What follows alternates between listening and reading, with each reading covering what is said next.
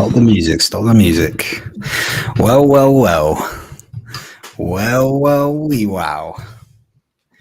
Good evening, everyone. How are we? How are we? Stephen? Oh my god, man. That was stress. Oh my god. I can't I'm too out of here to even think about unmuting my mic. That was the most stressful like 30 minutes, 20 minutes, whatever it was, waiting for them to do something.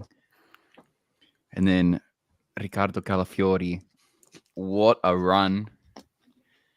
Showing exactly why I think he will have a career playing elite club football, because that kind of skill set to do what he did there is just big point of difference stuff, especially playing in the more back three setup. And he kind of did a few things like this all game, with a bit more freedom playing in the more structured back three.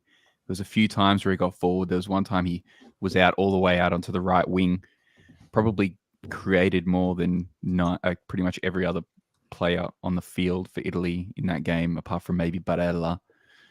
And then that finish from Zaccagni was absolutely on the money. Kills me to see Luka Modric possibly retiring from international football off the back of that. But yeah, for Italy's sake, very happy. And that sets up Switzerland for them. So just for transparency's sake, I watched the Spain game, so I have literally no idea what you're talking about. I am completely incapable of watching two football games at once. I know some of you lot do it. So I haven't seen the goals. I haven't seen anything. I only have your reactions in the group chat to go on, and goal notifications. So first of all, John, how are you? Did you have fun? Yeah, good. It's certainly delivered some nice denouements, the match day 3, as they call it. The French were playing the other night, mate, but very nice. But yeah, I was also watching the Croatia-Italy game, and I'd like to say it was worth my while, but for I'd say about 95 minutes, it probably wasn't. And yeah, it really came through at the end.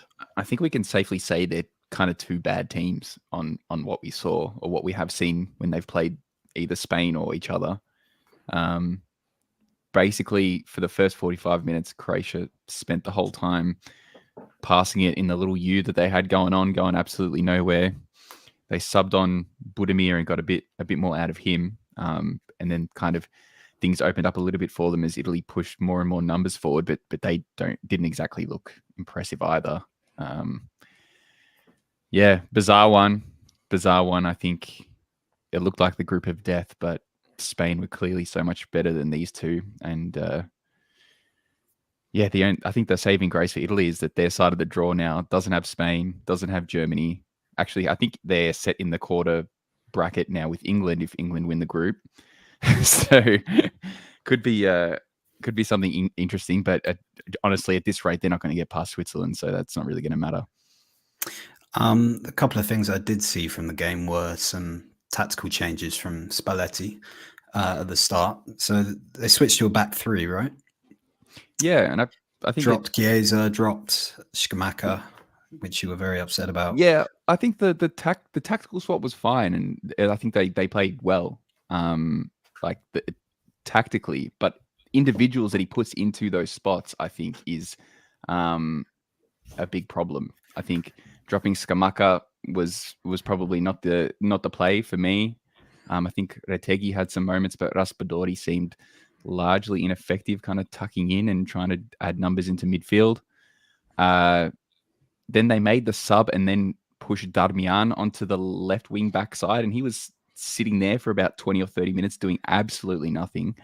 Yeah, he saw so much of the ball though, right? That was the thing. He had that moment. Anyone else in that position, and he would have got a huge amount out of it. I mean, whether or not that's because Croatia decided not to mark him as tightly because he was less of a threat, but he ended up being the free man and getting the ball on a number of occasions.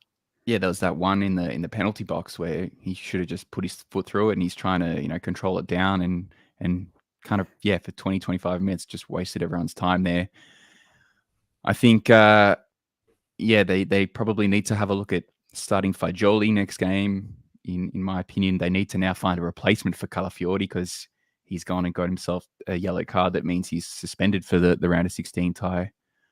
So I think it's kind of the same situation as the Southgate problem. It's like he kind of knows the way he wants to play, but he doesn't know the 11 players that actually can go out and execute it at this point. And it feels like a lot has gone backwards since the opening game against Albania. So the thing I'm really bad at with international tournaments is understanding draws and like what this means for the teams and like the permutations of results and stuff. So, what is the outlook like for Italy? Do you know, Steve?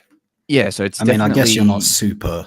It's definitely Switzerland. Way, no, it's definitely Switzerland next. So right. That's the positive is they avoid a group winner team, I guess, next. And then, yeah, as I said, they're locked into the quarter final bracket with the winner of Group C, which is most likely to be England. And then, yeah, from then on, it's a bit hard to read it now how it goes because, yeah, it could be a semi-final with France, could be a semi-final with the Netherlands, could be a semi-final with Belgium possibly, I think, or Turkey. Unlikely, but you never know. So, yeah, but I think if they had two games that they could have possibly got next, Switzerland and England is probably the best of the possible teams they could have got because, you don't want a quarterfinal against Germany. You probably don't want a quarterfinal against France. You don't want a quarterfinal against Belgium. So, yeah, they're stuck with their lot. But you do want a quarterfinal against. Well, the England one, the England one's a bit interesting because, as I said, England are in a bit of a similar kind of situation where they're trying to work things out, and so maybe both teams will stumble into a quarterfinal and go on an absolute slogfest against each other, just two brick walls trying to work out how to actually play football. So that at least it has narratives because I don't feel very confident about this team going forward, but that quarterfinal could be fun. Ditto, brother. John, what did you make of this game?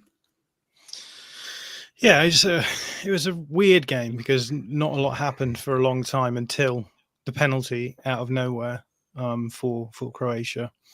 I felt as though Croatia were just very tentative. As Stephen said, the build up wasn't great. Out of possession, they weren't great, and even in a transitional sense, they were never really throwing players forward. They didn't have anyone who was sort of running in behind. They had very few players in front of the ball for long stretches of the game, and so it sort of felt a little bit like it was petering out. But then you got the penalty, which is missed, and then almost immediately followed up by just a deep ball really into the box. A great save by Donnarumma straight after the penalty as well, and then Modric doing the unthinkable and finishing with his left foot. I thought he might even try and trivela it from there, but he didn't. And from that point on, I mean, Croatia then just went into self-preservation mode. They just sat deep for the next 20 minutes or so. And as Stephen said, the game opened out a little bit more towards the end, as Italy were pushing forward to try and score, and it just became very transitional because it was very much to the case that neither team was able to control their transitions that well, and so it ended up just being turnover to turnover to turnover with lots of space to run into. Quite a few fouls being given away as well, and then as Stephen said, just a fantastic run by Calafiori and a really nice finish as well. So not by him, but yeah, it was a game where it sort of felt as though neither team deserved to go through. But I suppose for the narratives, it makes for a nice ending to the game in the same way that I guess the Hungary and Scotland game ended yesterday, where again it felt like neither team really deserved to go through, but one of them had to, and it was quite an exciting ending to round it out. I'm interested in Croatia because the team is so similar to the team that has become almost like knockout heritage over the past few years. I'm just wondering what's changed. Really, are they all just got really old? Like, Yeah, I mean, there's the extent to which that's the case. Yeah, they're still using that same midfield, right, in a lot of their games to start off with Brozovic and Kovacic and Modric, and there's a lot of miles in those legs. A lot of quality in those legs as well, but yeah, getting to a point where the physicality, I think, for an international tournament off the back of increasingly long seasons is too much for them.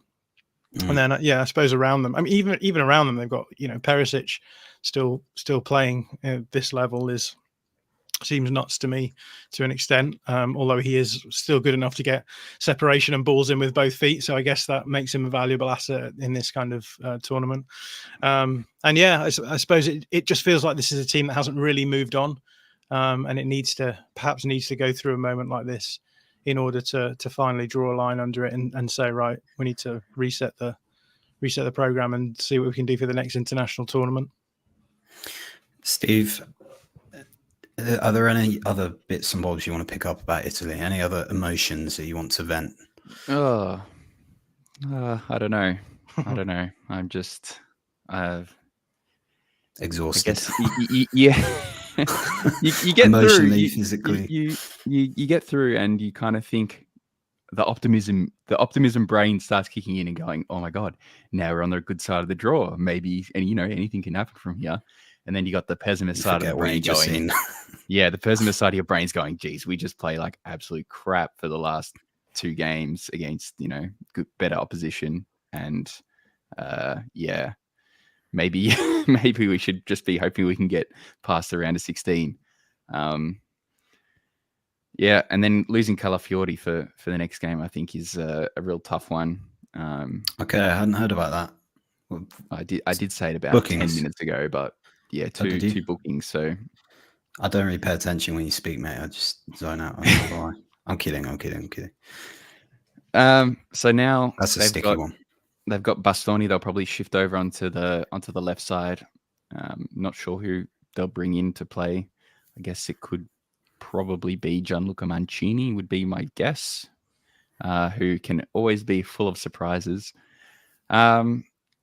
So I'm interested to see, maybe with Bastoni playing on the left, Di Marco playing on the left, they can get a bit of that, Inter thing going. But really, like, sometimes in this game, they played some really, really nice interplay sequences, but just the moments were so few and far between. And then when it came time to actually finish off with a bit of quality, it was just lacking completely until the 98th minute. So, yeah, and then I've just got no faith in Spalletti to pick the right players. And then also his in-game substitutions, I think, like subbing Pellegrini off was another one that I thought was truly bizarre, as, a guy that always looks the most likely at connecting midfield and attack. There's probably too many things going on to like wrap your head around what is the actual problem in and of itself, but there's so many things that you just look at. Even like Chiesa today came on and he just does not look like anywhere near the same player that he did 3 years ago when Italy won this tournament. Just looks super one-dimensional, not making the right decisions, not getting balls into the box when he's had the opportunity to do. So yeah, I think the talent looks so down on 2021. The fits look completely gone. Again, not calling up Locatelli just looks like the most bizarre decision of all time, because he could definitely be someone that could be playing right now instead of Jorginho, who just hasn't really looked influential in any way at this tournament. Yeah, just too many things all at once that make you think that this team's going a bit nowhere.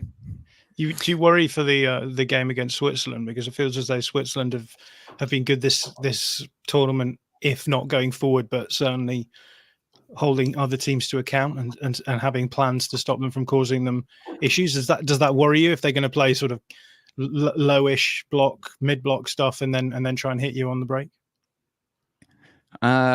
Yes. Well, I didn't watch the Switzerland game yesterday, but like they probably don't have much of a talent gap to this Italy team at all. Like, I think if these two teams roll out, Xhaka is the best player on the field by like a pretty decent margin.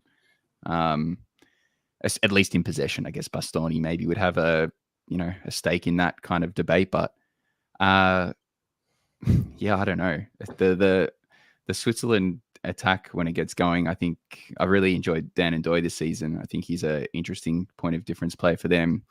But yeah, anything with Xhaka pulling the strings against this Italy midfield that doesn't look very very set, very assured in itself out of possession. I think the back three looks all right, but everything that went on in front of them in that second half today was not looking right. I think they were, just getting torn up on the break, and probably were quite lucky not to have conceded a second one before they got back into the game. Just nothing, as we lose Tom. I don't think anything. I don't think the game against Switzerland looks promising for Italy at all. I don't know what your read on it is, because I think you've been quite impressed by Switzerland, especially in comparison to this Italy team. Sorry, I had curious roommate invasion. Sorry, what were you talking to me or John? No, I was talking to John. Sorry, just what he thought about Switzerland going into this game. Better when I'm not here. Yeah, no, I've been relatively impressed with them, like out of possession. I think they've had some really smart approaches to the teams they've come up against so far, and I expect the same will be true for them against Italy in terms of the out of possession side of things. But I guess the big question is, I mean, what they scored with about half an expected goal against Germany, which they scored fairly early and then sat deep and didn't look to go that aggressive at them, and conceded very late on. So that probably explains the majority of that. But that's against a team like Germany. You'd have thought against Italy they would probably have less to do in terms of keeping them quiet, and probably find it a little bit easier to make inroads in an attacking point of view as well. So yeah, that should be a really interesting matchup, I think, because sorry, go on. Sorry, you jump.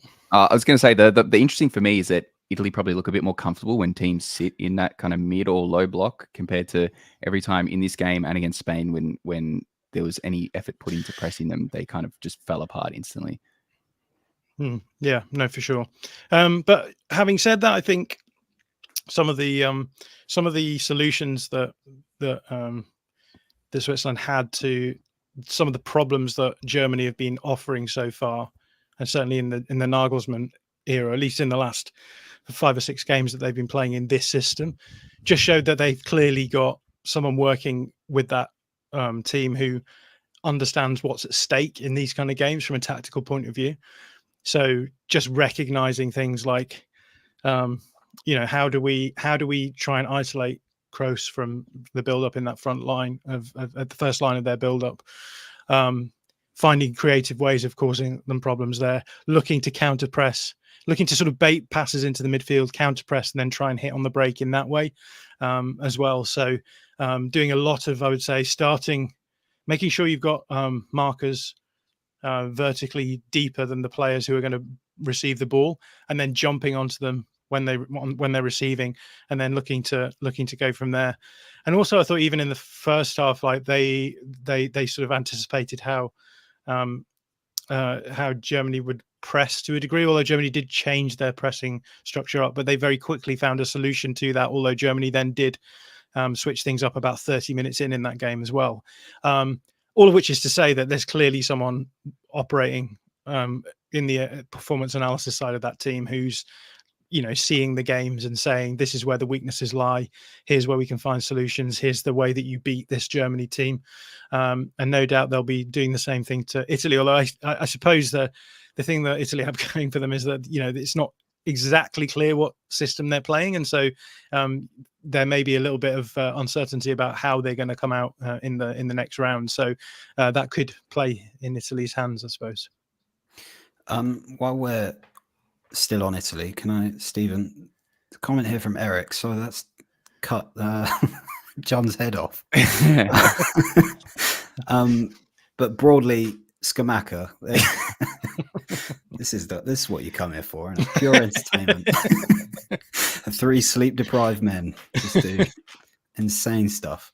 Scamacca, I know, obviously a player that you love, a player that we love. I think I've probably got the cover here somewhere. Do I? It's a banger, to be fair. I don't have it here. Oh, all this useless segue then. Anyway, does he come back in, basically, Steve? I guess, in your opinion. I still think that he's the best option. But yeah, the comment about him playing compared to his former Atalanta, or, it's playing at Atalanta as a striker and playing in this team is two very, very different things.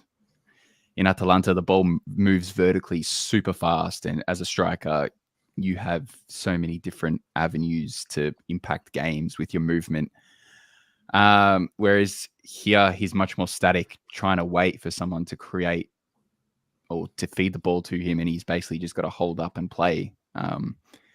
Not too many opportunities for runs in behind in this game. Croatia didn't really allow too many moments like that. So, yeah, it's just a completely different style of playing. And I think that Atalanta suits his game a bit more. I don't think he's ever been that good of a static, like, sit and wait, target man-y type of number 9, hold up number 9.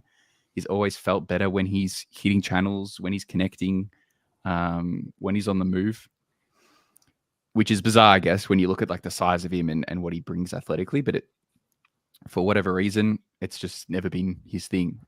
So I think you've got to... It's the same thing when he was at West Ham. He looked terrible, basically, for the entire time he was there, because he was doing the same thing, just playing this static, stand in the middle, wait for the game to develop around you kind of thing that doesn't suit him. So that's probably what I'd say with that. All right. So obviously there was a second game happening that only I watched. Not as much drama or points of interest, I guess. To quickly summarize, Spain swapped 10 of 11 players, and they basically played a training game for 60 minutes. It was unbelievable, some of the stuff they were doing, and just completely in fifth gear as well. And, or first gear, I guess. Fifth gear, you're going pretty fast. They changed all the players and then went into fifth gear, yeah. Maybe fifth gear if you were doing under 30, which, wouldn't go well. Danny Olmo, I thought, was fantastic, doing little flicks. It was literally showboating. And then at about 60 minutes, I don't know exactly when the Croatia penalty / goal was, but there was a kind of roar from the Albanian crowd. And I don't know how much of that stuff translates to players. I have no idea, but they seemed... Oh, maybe it was just like Albania realizing they were 30 minutes away from going out, but they kind of found a second wind. But they just couldn't string a single pass into the penalty area, really. They had a chance from Abroya, weren't really close. David Raya made a couple of great saves. Lamine Yamal came on, which I thought was kind of cruel, because it was like 10:30 in the evening. The poor boy has homework to do. But he was showboating as well. It was literally just like the Spanish technicians coming out to mess around, which was good fun, but obviously there was a lot of emotion in it for Albania. And yeah, Did they get Fermin Lopez on at all? They did get Fermin Awesome. Lopez on. Yeah, so he made his competitive debut. So it was literally the front three for a while was like him, Morata, and Lamine Yamal, which was pretty cool. Also, their double pivot was Mikel Merino and Martin Thubimendi, who I was watching with eagle eyes for undisclosed North London reasons, which was good fun. Mikel Merino crashing the box quite a lot, which I don't know if that's really a thing that he does, but he was doing it tonight. But yeah, just petered out. It scares me that there's 2 Spanish 11s and Alex Baena doesn't get in one of them. That is, him and Aoife Perez came off the bench in the last game, but they didn't feature at all here. So they seem to be second string for the first 11, but not for the B team. But yeah, it's insane that like they swapped so many players. We're still bringing backup guys on, and the amount of quality that didn't feature was ridiculous. 9 points, the only team to do so far, right? 0 goals conceded. I still feel like in the knockout stages, because of their recent record, there's a big question mark, but they look pretty good. John, any thoughts as they now head into the rest of the tournament?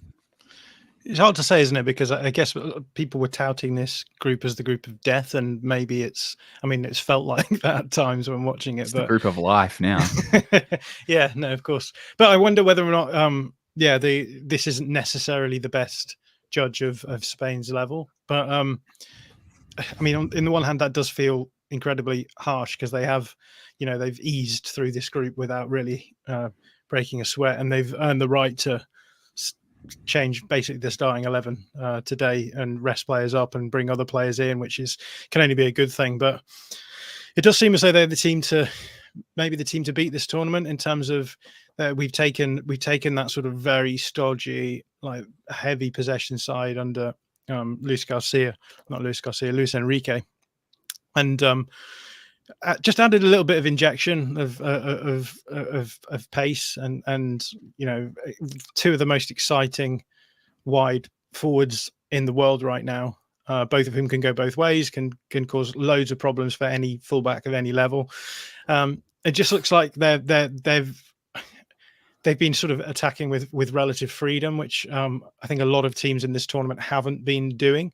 So I just wondered whether or not you guys think that they are actually the team to beat this tournament, whether or not that's just me going off like the recent results and the fact that a lot of the games in match day 3 so far have been pretty stodgy.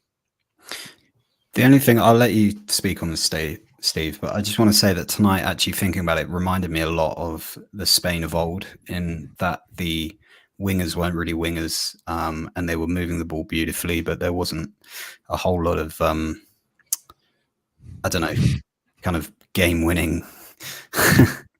God damn it, Jake! I'm trying to do something, bro.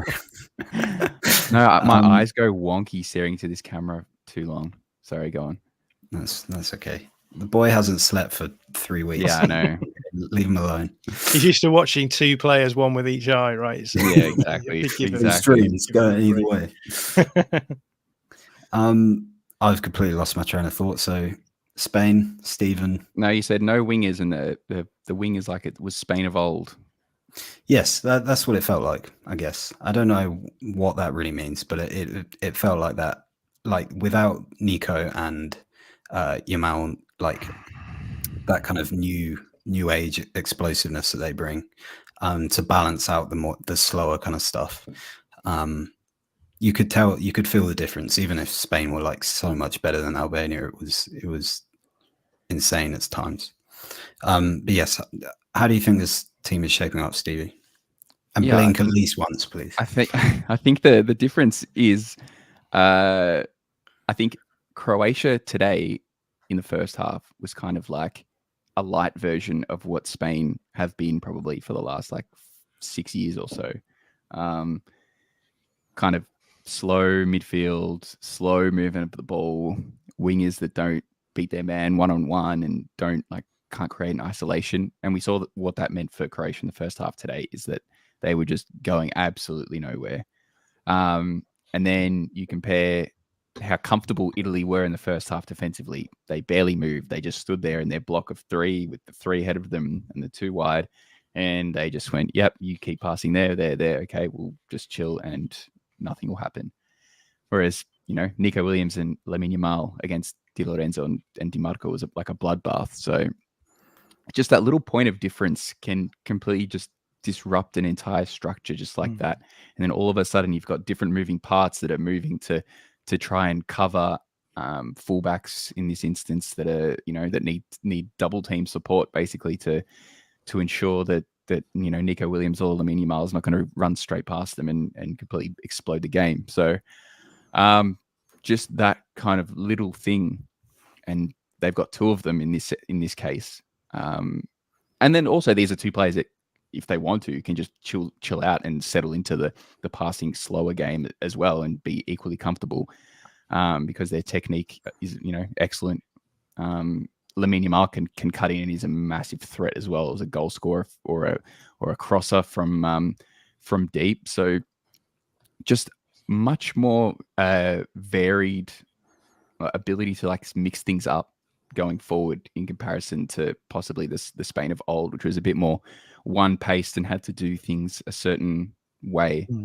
Now you just look, they could hit you on the counter and, you got Nico or you got Yamal that can just go crazy.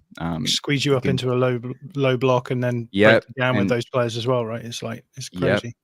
Or they can just feed it out to one of those guys in isolation and say, we're kind of stuck. We got nothing to do on this possession. Yeah, have the ball and just, do something, get a ball in if you can, and we'll see how it goes, which was basically the goal that they scored against Italy was kind of one of those situations.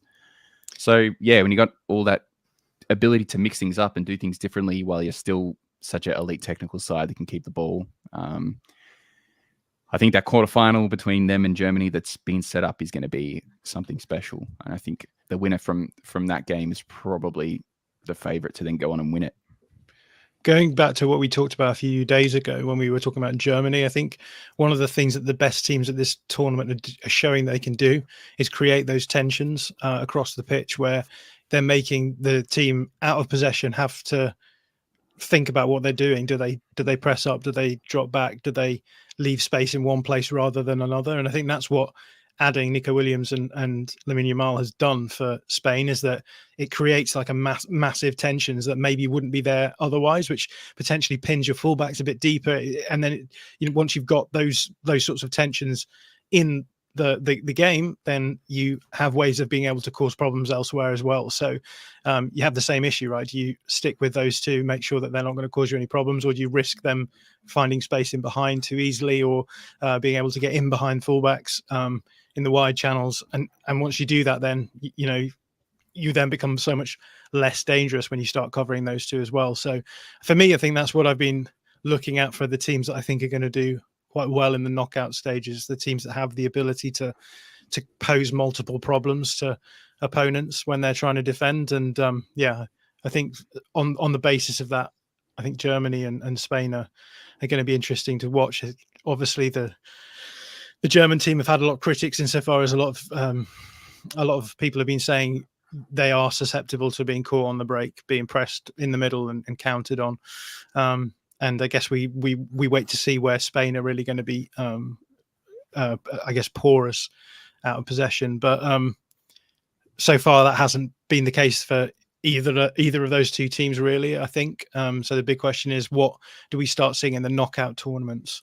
Sorry, the knockout stages where the coming up against the better teams starts showcasing some of the weaknesses that are there. I just got a little bit of a cold sweat thinking about Kieran Trippier up against Lamine Yamal, which leads me to a question. Which team do you think is best equipped in the fullback positions to handle the pair of them?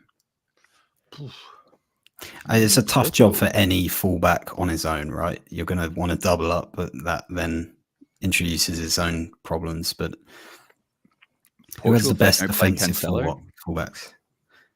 Yeah. England could maybe call up Wan-Bissaka as a late. Is that allowed?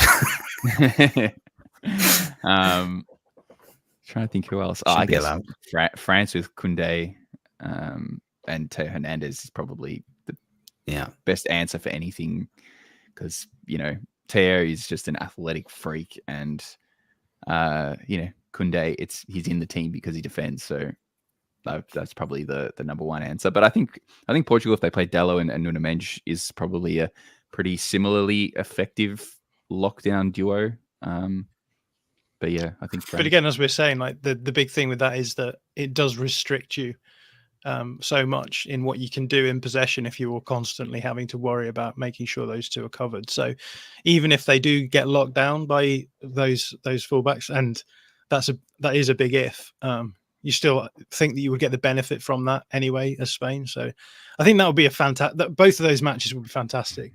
Portugal Portugal, Spain, France, Spain, and hopefully we'll get a final that's of that sort of level.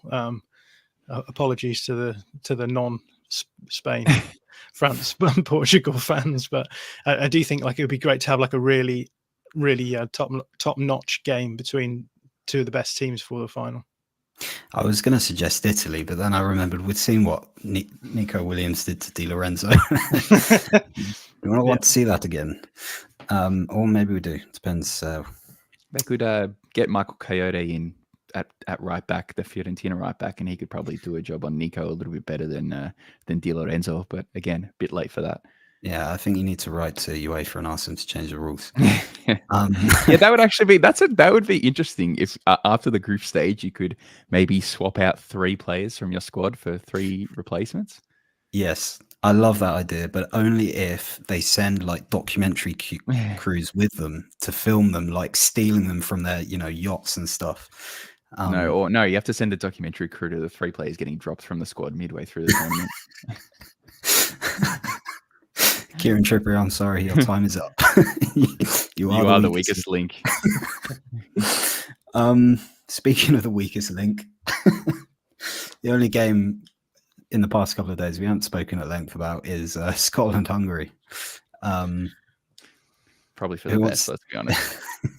I was lying in bed watching this game and almost fell asleep about 15 times. It was Scotland. I feel bad for them because they are like down a lot of numbers that probably would be starting 11 in this team. But geez, they were no good. Yeah, I think the worst team in the tournament for me. I mean that the game against Hungary, 62% possession was it in the first half, and no shots. A lot of possession, not very much scope to do anything with the ball when they had that possession. I think was it 17 shots they had in total for the whole tournament, less than an expected goal across 3 games.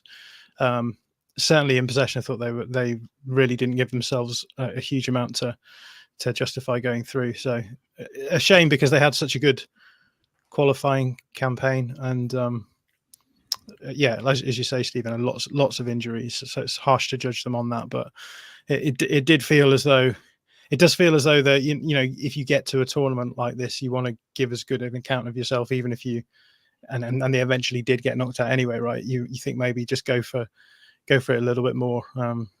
And yet so it's so rare for them to go through into the knockout stages. Give yourself the best chance of doing that, which is, I suppose, easy to say in hindsight because they were very close to maybe sneaking through. Although looking at I think if they held on, I think they would have genuinely had a pretty good chance of going through.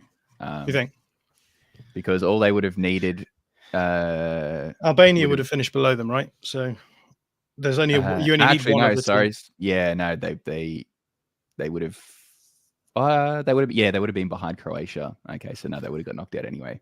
If Italy had won, then they would have actually had a pretty good chance of going through. But anyway, too many dominoes. The third place can it's way too complicated. Permutations is going to be the absolute bane of my existence. Well, it would have been even worse if Italy were in there, but it's going to be. Yeah, interesting. Yeah, it's crazy. It's the fact that some second place teams can drop into third place and change everything up. It's just it's crazy trying to work out everything that's going on. Technically, if England win by enough goals, I think Croatia could still qualify. Yeah, I think it's 3 goals. If they win by 3 goals, then Croatia go through. 3-0 win to England. It'd be funny if that somehow then resulted in England playing Croatia in the next round. I don't think. No, it's not possible. You boys need Let's to take a leaf out of my book. Bring Modric back. England can single-handedly resurrect the great man from the dead with a 3-0 win tomorrow. Oh, I thought you were suggesting they do a player swap. He quickly changes his nationality. Oh. Hey, they need someone to play in midfield, so true. That would be a great fit, actually.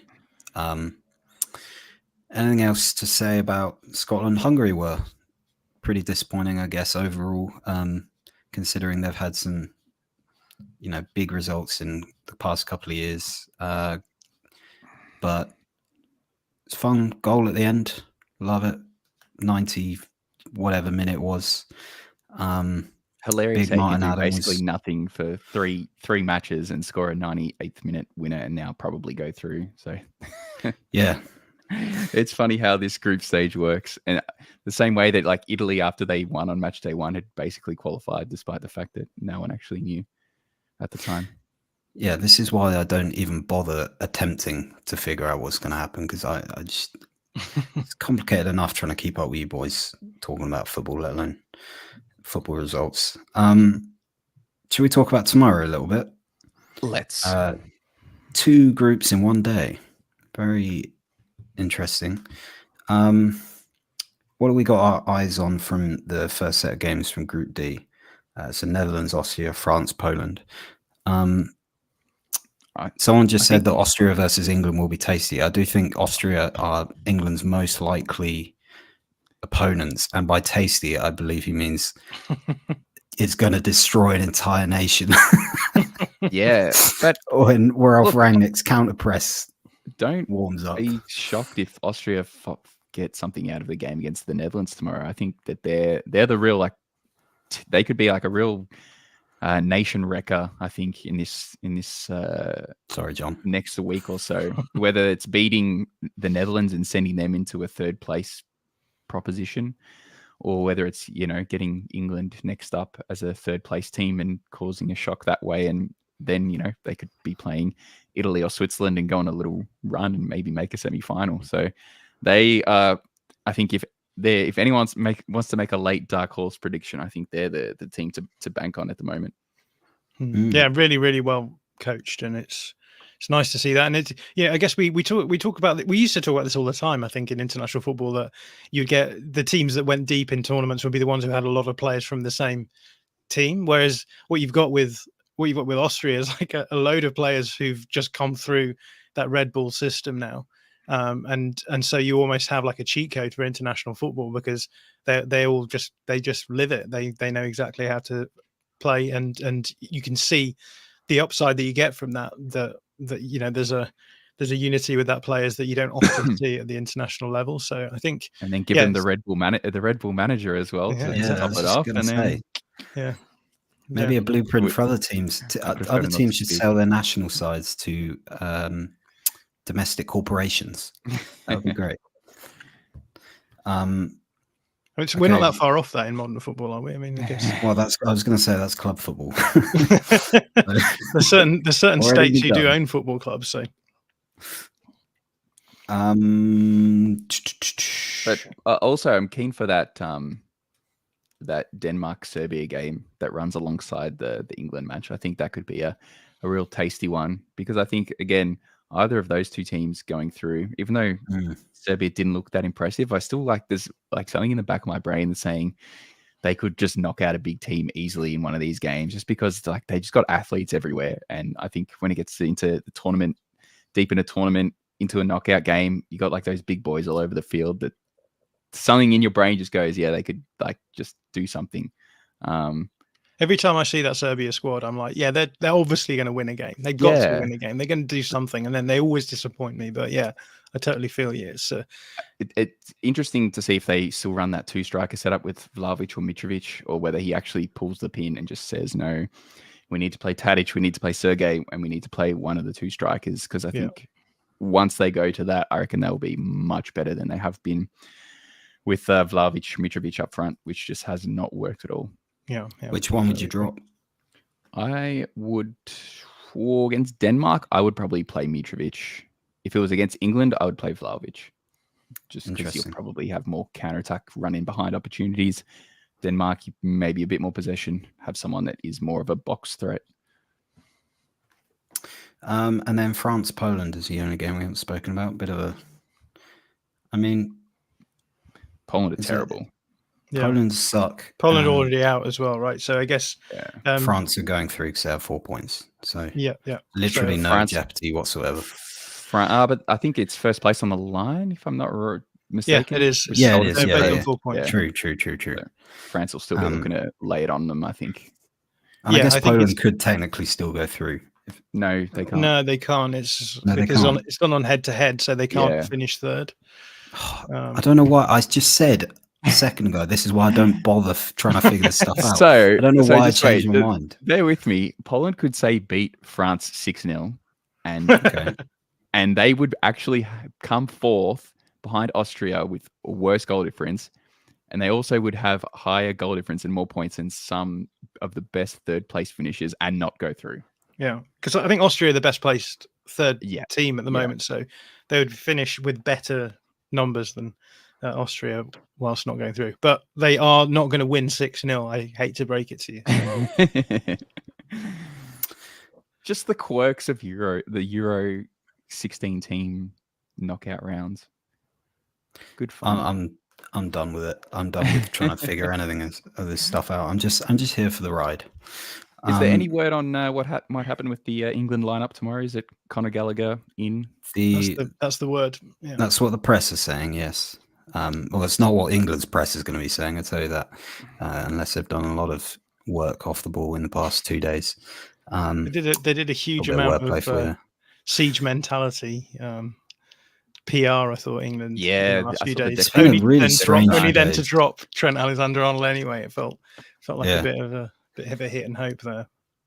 I will say it's forced out quite a lot of personality in some of the interviews that you don't often see. I think like Declan Rice has been quite. I think a lot of the England players have been quite almost forceful in their defence of each other and Southgate, and they're kind of. Seems to be a bit of a civil war between them and the old pros as well, which is. I did think it was a bit rich because I think there was questions about England like not being up to it physically, and the insinuation being that the media had pointed this out when it was actually Gareth Southgate who'd pointed out the fact that maybe there was physicality issues and fitness issues with the England squad. But I don't know, it does seem a little bit too siege mentality for my liking. It's sort of almost trying to. Believe their way into deep in this tournament, and I'm never convinced that that's the best way of going about it. But I guess they're only having to do this because they haven't been up to scratch on the field. So I suppose, you do what you can to try and turn that around. But yeah, it did seem like quite interesting that they were almost trying to. It felt as though they were almost trying to G themselves up by having this "everyone is against us" mentality a little bit, which maybe it worked. Who knows? Are you telling me that Ted Lasso isn't real, John? Ted Lasso, yeah, is not real. He's managing Canada right now, isn't he? Sure. It's gone over your head straight away. That's gone way over my head, mate. So I'm going to move you on. Lucas says, "I need you to start the Copa America coverage soon. Colombia kicks off into my brother. It is 9 a.m. in Melbourne. Uruguay are not going to win the Copa America. Actually, I take that back. It's Bielsa ball time. But yeah, we are. Lucas, if I could stay up, I'd talk about Uruguay all evening, but I need to go to bed at some point. Hopefully in the next 10 minutes, because my brain's starting to go. I just said Ted Lasso. Tad Letho. Jakes is going a bit wild as well. Gordon Saka is as close to winning as most nations can get. To be fair, I thought that was an outrageous shout, but it's not. So, all right, Jake, I'll let you off that one. Do we want to say anything else before our colleagues completely derail this? Is that the only change then that it's going to be Gallagher in, and then everything else is going to? That's the line. Well, we don't know, but yes.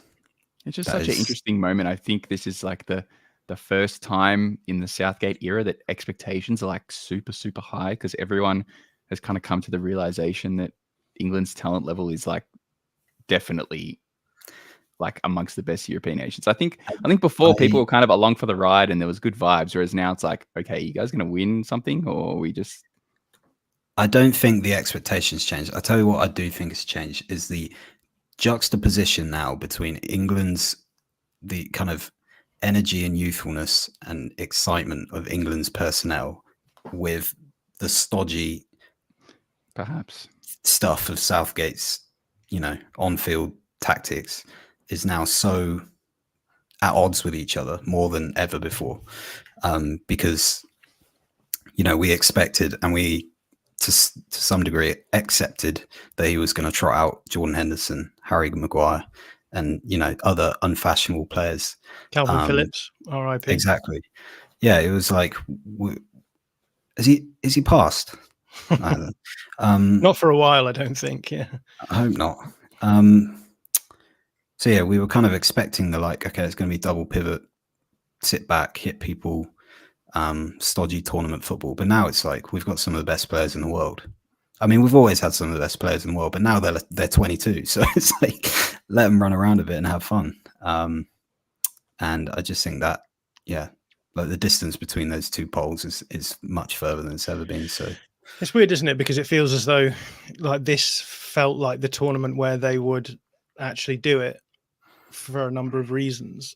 And weird, and I think one of those reasons was the talent base is such that you can field exciting players now in every position, and yet despite that, it feels as though there's been a step back tactically, to the extent that it feels as though Southgate can only really set a team up to be stodgy, not particularly progressive, and rely on set pieces and moments from his elite strikers to get through, and which is a really weird thing, right? Because it feels like that's the wrong way around. The logic is backwards in some way, but maybe that makes sense by dint of the fact that, you know, it's one thing to set up a team where you are playing Jordan Henderson and Calvin Phillips as like important cogs in that machine versus a team where suddenly you have the option of playing, you know, Trent Alexander-Arnold in the middle, or Kobe Mainu, Adam Wharton, all of these sort of more, I suppose, subtle pieces in the midfield.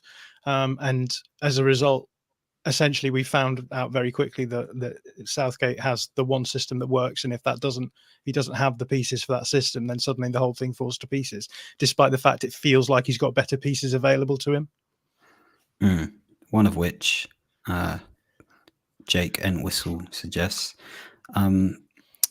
Guys, I think it's almost 11 o'clock and this is threatening to turn into a scouted board meeting by the amount of comments Xiao and Jake are leaving. So unless we have anything else extremely pressing to talk about, look, even Lucas is leaving now. So any other hot topics of conversation? No, I think we're ready to get out of here and get to bed. But yeah, John, again, thank you very much. This was always a pleasure. Yeah, thanks for having me. Always willing to jump on if delightful. Guys, we'll be doing more streams, obviously, during the tournament, but also we're going to be doing a proper podcast in the next few days after the group stages are done, and we've got some exciting guests lined up, including one man you see on the screen right now. And Stephen's also a guest, I guess. Well, he's not actually. He's part of the I literally can't get rid of him. I've tried. But he'll be there as well. And so will I. So I don't know. Don't know if I'm selling it or, completely destroying any hope that people will listen. But I'm very much looking forward to it. Hope you guys are. Good night, everyone. Thank you for watching. Ciao. Peace.